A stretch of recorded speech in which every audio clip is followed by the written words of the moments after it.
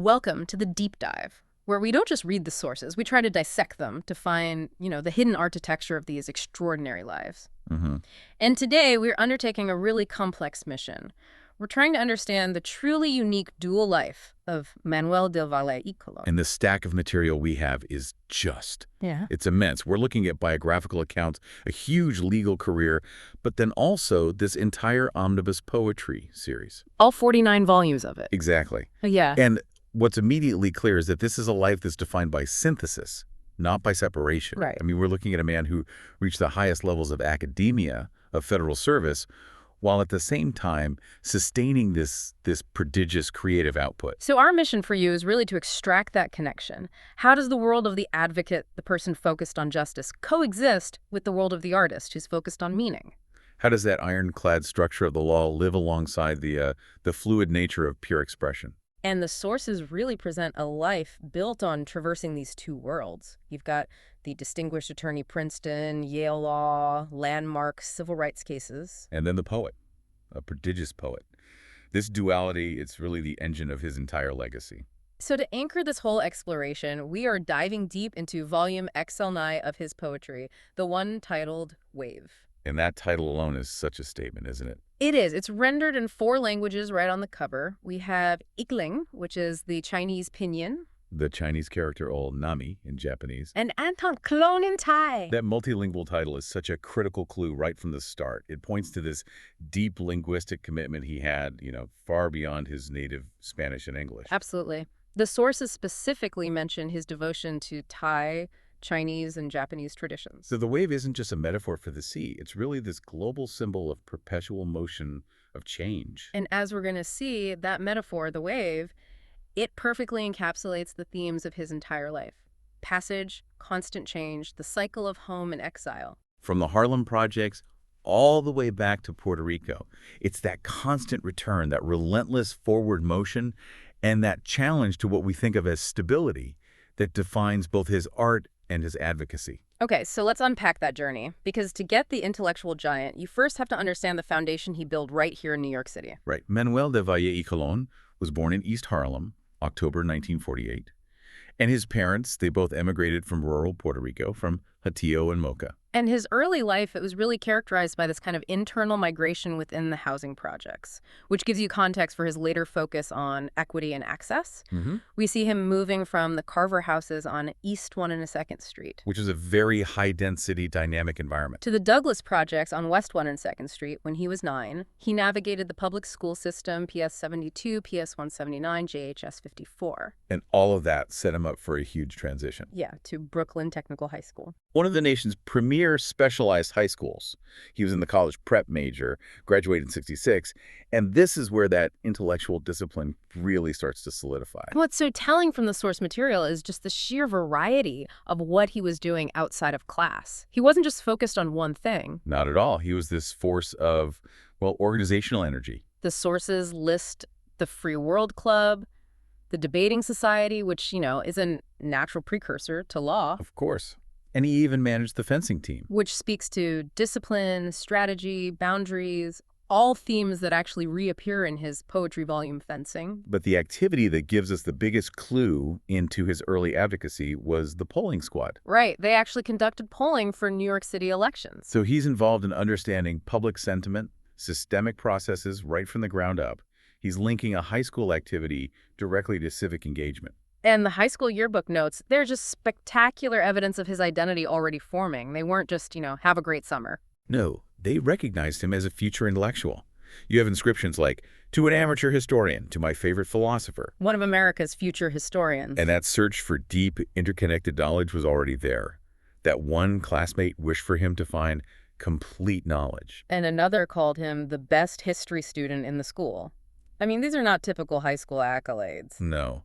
They underscore this early, relentless pursuit of understanding that he later deploys in both his legal work and his poetry. And moving beyond the curriculum, his early activism was just so deeply rooted in the emerging civil rights movement for Puerto Rican and Latino communities. He was heavily involved with the Aspira Club and El Nuevo Mundo at Brooklyn Tech. And that exposure to Aspira, which means to aspire, was foundational for him, wasn't it? Absolutely. It was there that he was elected the Issues and Actions Chairman of the Aspira Clubs Federation. And this wasn't just a title. No. It was activist training. It placed him in leadership with peers like Wilfredo Caraballo, who later becomes a huge figure in New Jersey public advocacy. And the training he was getting was directly from the titans of the movement. He was mentored by Dr. Antonia Pantoja. The founder of Isura. And others like Yolanda Sanchez and Isidora Santiago. I mean, this was not an after-school club. It was a leadership crucible. It was providing this political, social, and cultural training that would go on to define his entire legal philosophy. And that powerful blend of academic rigor and grassroots activism really defined his path to higher education. He was selected for a post-grad year at the Yale Transitional Year Program from 66 to 67, a crucial program for talented minority students. And then he went to Wesleyan. And Wesleyan was pivotal for his early focus on identity. In 1968, I mean, a year of incredible social upheaval. Right. He spent a whole semester recruiting minority students for colleges through the Edwin Gould Foundation, and he got academic credit for it through Wesleyan's American Studies program. And crucially, that fall, he got a Huff grant, specifically for research into identity issues. And in the context of 1968, identity issues meant exploring how race, ethnicity, and language shaped access and opportunity. The very constraints he would dedicate his life to dismantling through the law. And then this cultural deep dive begins. It reflects that multilingual commitment we saw on the cover of Wave. He spends the spring of '69 studying Spanish literature in Madrid. And then immediately follows that with a summer at the University of Puerto Rico in Rio Piedras. And that time in Rio Piedras, immersed in Puerto Rican history and politics, it was like a homecoming and a preparation. The sources say he actually prepared a course syllabus on the subject while he was there. He's synthesizing everything, his New York experience, his intellectual drive, his cultural roots, and getting ready to carry that knowledge into the highest levels of academia. Which brings us to Princeton, fall of 1969. His academic focus was so sharp, a triple major: history, Latin American studies, and Afro-American studies. It's a very deliberate intellectual framework. It's aimed at understanding colonized histories and movements for self-determination. But again, his impact was so much bigger than the classroom. He didn't just study institutions, he was building them. He founded the Latino organization on campus, ensuring visibility and community. And perhaps most impactfully, he successfully secured university approval for one of the first seminars in the entire Ivy League focused on Puerto Rican history and politics. That is institutional advocacy. He created the space for the next generation to study their own history. He was transforming Princeton's curriculum from the inside. And here is the really astonishing moment, where the academic foundation immediately translates into legal change. His senior thesis, A History of the Puerto Rican Student and Public Education, 1945-1969. It wasn't just left on a shelf. No. One chapter was incorporated directly into a memo he drafted while he was interning for Senator Jacob Javits. And that memo was then used as source material for the U.S. Commission on Civil Rights hearing in 1972. Which is focused on educational equity. And here's the clincher. That same research was immediately used by the Puerto Rican Legal Defense and Education Fund, PRLDEF, to frame the monumental class action complaint, Aspira versus Board of Education. So the foundation he built was already directly influencing and reforming the civil rights landscape before he even set foot in Yale Law School. It's an almost perfect case study in actionable scholarship. And that perfect pivot from scholar to activist just launched him right into Yale Law School, where he attended from 71 to 74 on a John Hay Whitney Fellowship. This was the crucible. And his graduating class was, well, it was one for the history books. His classmates included figures like Clarence Thomas and Lonnie Guarnier. And the sources show this deep mutual respect. We have a personal inscription from Clarence Thomas calling him a genuine person, scholar, and friend. In that kind of hyper-competitive environment, that is a profound commendation. And while training to be an advocate, he just kept on being a foundational educator. He taught undergraduate courses at Yale on the history and politics of Puerto Rico. And he was simultaneously co-founding the undergraduate organization Despierta Boricua. He's building the legal and the intellectual infrastructure. And look at the students he was guiding. Future Judge Eduardo Padro, Gilbert Caseles, who'd become the first Puerto Rican chairman of the EEOC. He was basically replicating the institutional change he had started at Princeton. So after graduation in 74, he goes straight to the front lines. He joins PRLDEF as a trial attorney. And this is where he translates all that theoretical knowledge into tangible, immediate liberation for thousands of people. The sources highlight two incredibly impactful cases from just that first year, 74 to 75. The first one, A. Spira v. Board of Education. Which is the culmination of his own research. Exactly. It resulted in a sweeping consent decree that mandated bilingual education for limited English-speaking children. This was monumental. I mean, this wasn't just some policy tweak. It was a fundamental shift in access for Spanish-speaking students in New York City. He used the rigidity of the law to achieve institutional flexibility, to achieve liberation. And the second case, Pabon v. Levine, is a perfect example of connecting legal theory to human necessity. Right. This case secured bilingual notice for Spanish-speaking claimants who were seeking unemployment benefits. Think about the real-world impact there. Unemployment benefits are a lifeline. If you can't get notice in your own language, the system is inaccessible. Families suffer. This victory ensured that the most vulnerable could actually access essential public services. After this high-impact civil rights work, his career just expands dramatically into federal service and academia, and he's often doing them at the same time. From 75 to 87, he's a trial attorney with the U.S. Department of Labor, prosecuting federal labor law violations in New York, New Jersey, and Puerto Rico. Just pause for a moment on that schedule. Yeah. To be a federal trial attorney across 3 jurisdictions requires intense discipline, travel, focus. And yet, while doing all that, he was also simultaneously holding 4 different professorships. Exactly. He's an adjunct associate professor at Fordham, a visiting lecturer at Princeton, a visiting lecturer at Yale, and an associate professor of law at New York Law School.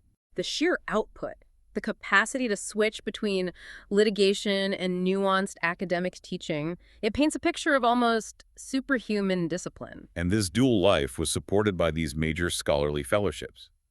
In 83-84, he gets a Rockefeller Foundation fellowship. The Labor Department actually granted him a leave of absence and held his position. They saw how important it was. He used that time to study at the London School of Economics, the LSE, and prepare a thesis on the jurisprudence of Puerto Rico before the U.S. Supreme Court. Which was later published. I mean, this is crucial stuff. The relationship between the U.S. and Puerto Rico involves these deep questions of sovereignty and self-determination. A few years later, 86-87, he gets a Ford Foundation fellowship, and his focus again is on a critical civil rights area, national origin discrimination against Hispanics. The investigation ends up being a huge 400-page monograph. And again, it's actionable scholarship.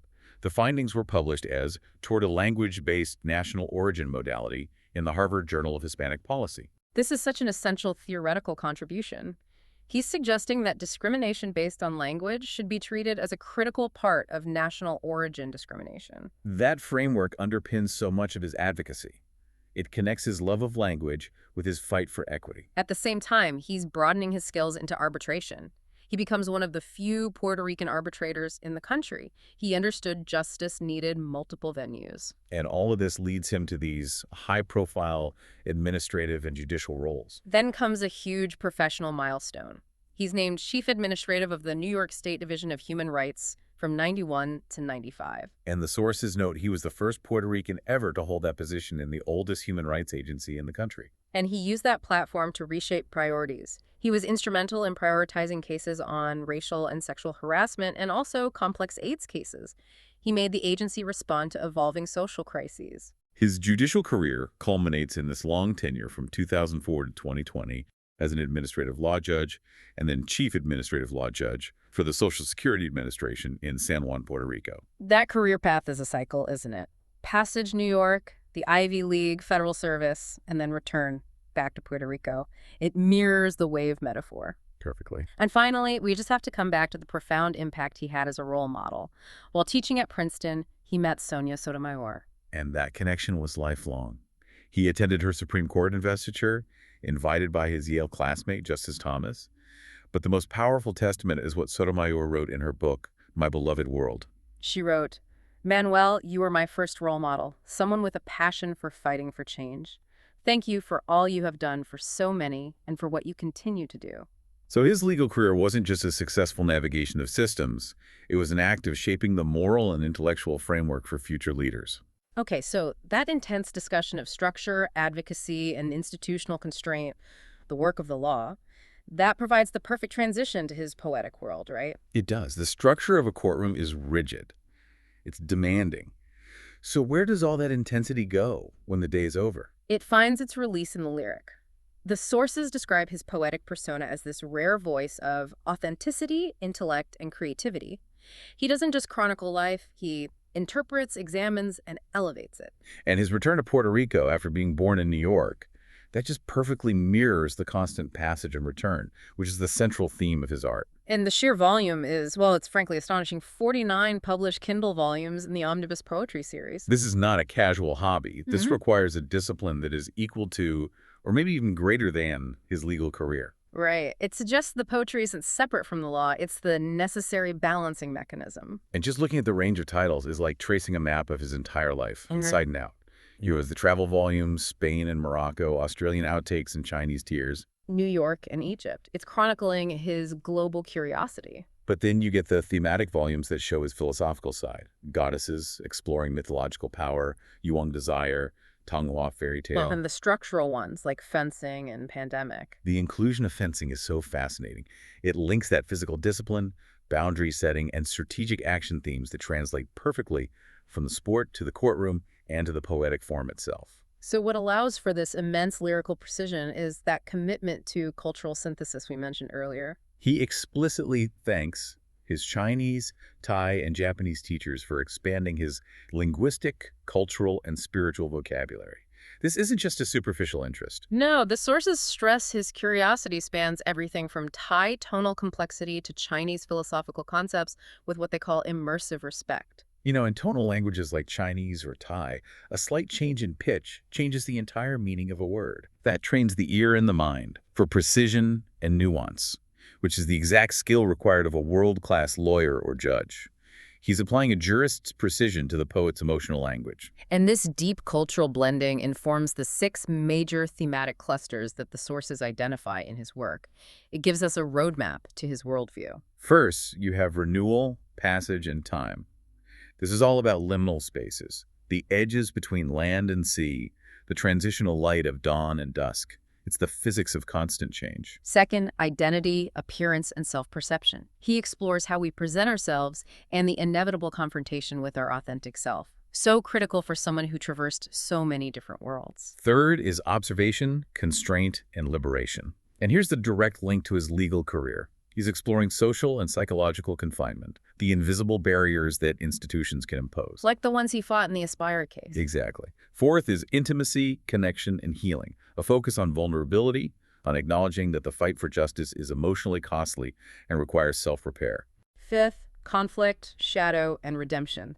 This is the spiritual struggle and the transformation that follows. And finally, number 6, integration and moving forward, the reconciliation of body, mind, and spirit after trauma or alienation. This is the ultimate goal. It's the harmonious state that's represented by the constant cyclical movement of the wave. The whole journey is about achieving wholeness, despite all that inherent complexity. So with that foundation in place, let's finally turn to volume XLVIX, Wave.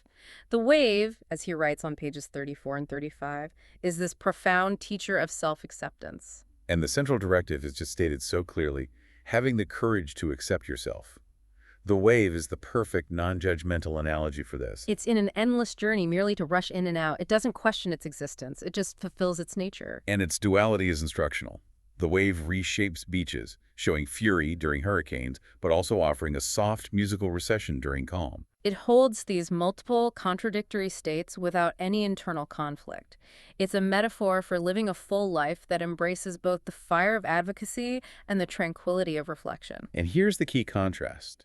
The wave is indifferent to your origins, welcoming all to enjoy its environs. Which is such a profound statement when you contrast it with his legal career, which was spent fighting institutions that were absolutely not indifferent to where you came from or what language you spoke. Exactly. The poem forces the reader to become an ancillary character to the wave's life, to shed that baggage of social categorization. And the ultimate acceptance offered by the sea is reserved for all those who accept themselves as creatures of the sea. You have to accept your own fluid, changing, often chaotic nature to find peace. The wave is also presented as a catalyst for intervention and healing. It details this concept of forced compassion on pages 37, 68, and 69. It uses the classic Samaritan parable, but it places the natural world at the center of the moral action. We read about a stranger washing ashore in danger of drowning. and humanity intervenes, doing the right compressions. But the real insight is where the responsibility lies. The wave is this unexpected moral agent. The Colón says the waves saved him so that humanity might intervene, constantly testing the limits of caring. The natural chaos of the wave creates a situation that demands human compassion. This resonates so deeply with his civil rights work.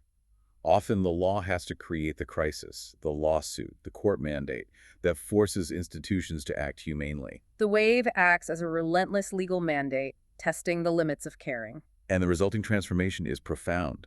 The journey sets the rescued person on new courses of adventure in a world where nothing is dormant, nothing is dull. It underscores the idea that recovery and evolution often come directly from conflict, and the hypnotic sound of the waves provides the tranquility needed for the spirit to evolve. And we see the theme of integrated duality most clearly in the mythological identity he explores on pages 40 and 56, the story of the merman prince and the human princess. Their child is human on land and a merman in the sea. And this ability to exist equally and powerfully in two different states. It's not a conflict. It's a source of immense strength. The text confirms this. The ability to traverse such different worlds made him strong, brave, and discerning. He's not confused by his origins. He's empowered by them, which directly mirrors his own strength, derived from traversing the projects, the Ivy League, federal bureaucracy. And the lesson is that nature is impartial. She pays no attention to such differences, but she also demands appreciation. She offers loving arms, but reminds us of the chaos she can wreak on those who fail to appreciate her constant changes, and her challenge to the illusion of stability. That's the intellectual tension that underpins his entire work, the fight against our human tendency to seek false stability. Later verses reinforce this harmony, describing swimming with a mermaid sister where the waves are like cousins befriending them in times of joy or danger. So moving from the natural world to the internal world of the artist, the waves metaphor serves as this powerful foundation for a critique of commercial conformity. Right. This is on pages 43 and 59. The poet is frustrated with a world that suffocates creativity, with mass marketing and shifting expectations demanding softer colors, lighter tones. It's a demand for safe, palatable art that makes the true artist doubt their own vision. And the artist, who is in this home studio hut far from the city, he refuses to compromise. He won't erase his love for the dynamism of color. It's a rejection of the black and white of a modernity that makes everything a question of lines without the warmth of humanity. The wave, chaotic and vibrant, is his champion against that bland conformity. This artistic critique even extends to his desire to make cartoons. He sees cartooning as this dynamic art form, using distortion, borders, and critically, the space between the panels. It's a time lapse, the gap, that's where the reader reflects. Exactly. That gap is essential for critical thought. He loves creating an unpredictable plot, much like life. He uses artistic structures to reflect life's chaos, whereas a lawyer uses legal structures to contain it. Which brings us to this complex internal processing segment, pages 50 and 62, where he grapples with the sterility of modern life. It starts with this feeling of deep inauthenticity in manufactured scenarios. The image is striking. Tending a garden on a balcony apartment, but with unsteady nerves and tears. The environment is corrosive. He writes, "There is no healing here, only pressure and oppression. The modern, sterile world suffocates the self." And the path to recovery is this powerful symbolic journey to a place called the Inner Critic Bar, where he orders a multicolored drink named Inner Child. It's a spiritual bar. It is. And healing begins through the vulnerability of sharing hurt with another equally hurt individual, to let go of grief, rage, and confusion. This trading of pain, this communal vulnerability, is the start of the long road back to recovery of self. It's about returning to the essence of their art and their self, away from the sterile world modernity had created. Then we get this fascinating analogy of the click song. He practices the tit-dot-click sound to highlight how arbitrary sounds are, or how they can be beautiful clicks like paint strokes. This is a lesson in segmentation and structural analysis, which is fundamental to both poetry and law. He compares the click sound to musical scores, where the pause is critical, or to life, which is broken in parts or stages, that memory has to weave together. And the practice of the click sound helps when life needs to be broken down into its important parts. Like a wave, segmented into phases of crest, break, and recession. Each part is vital, but only the collective motion matters. Finally, the wave is presented as preparation and adaptation. This is on pages 71 and 74. The metaphor shifts to surfing. It requires skill, bravery, responsiveness. Waves surge, inviting surfers to enjoy the rough ride and find that perfect, fleeting tube. And this represents life's natural movement from calm to crescendo. The lesson is practical. To adapt, to modify our pace, to appreciate the swells. The goal is harmony with the waves. To enjoy the challenging ride they offer, which is a reminder of the fulfilling nature of a good surf off the beach of our desires. And this adaptation is constantly being practiced, even subconsciously. Dreams are presented as preparation for life's struggles. He has this recurring nightmare of three emotionless faces, bright background, square, prominent ears and nose. An eternal array of the same images, never knowing what those images were preparing him for. So the nightmare is this recurring, demanding wave of stress.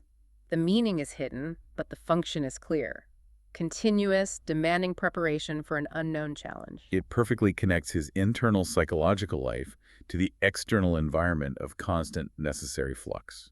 So this deep dive has really revealed not two separate careers, but a single integrated life project. Manuel de Valle y Colón's legacy is this powerful testament to the idea that the struggle for external justice is inseparable from the struggle for internal meaning.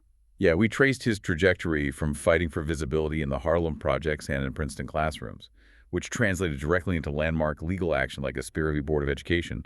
His legal mind used structure to force justice. And at the same time, his linguistic and cultural curiosity, spanning from his Taino roots to Thai, Chinese, and Japanese traditions, fueled a poetic output that rigorously explores self-acceptance and the constant state of change symbolized by the wave.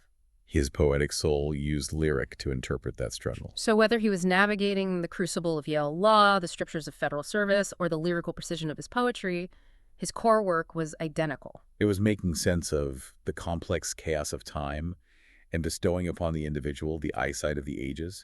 He truly was that genuine scholar and friend who mastered both the rigid structure of the courtroom and the flexible dynamism of the wave.